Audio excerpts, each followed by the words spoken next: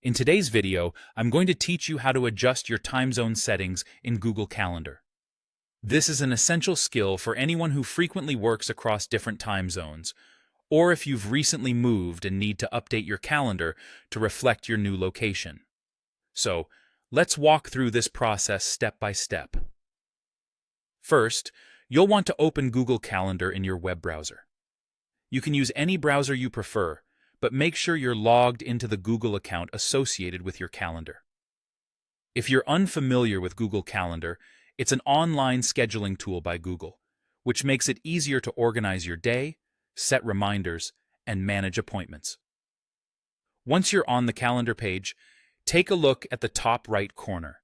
You'll see a gear icon, which is used for accessing your settings. Go ahead and click on this icon.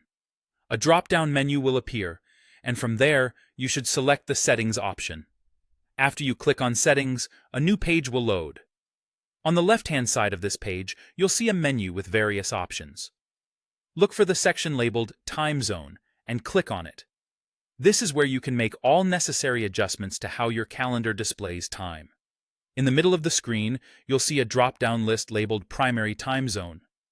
Click on this drop-down to reveal a list of available time zones and select the one that corresponds to your current location. This step ensures that all your calendar events will reflect the correct local time. If you happen to work or connect with people in different locations, Google Calendar provides a nifty feature that you might find helpful. Below the primary time zone setting, you will notice an option to display secondary time zone. By enabling this, you can choose an additional time zone, which will display alongside your primary one. This feature is particularly useful for scheduling calls and meetings across different regions, as it allows you to see the times in both locations side by side. One of the great things about Google Calendar is that it automatically saves any changes you make. So as soon as you select your preferred time zone, the changes will take effect. You don't need to worry about clicking any save button or anything else.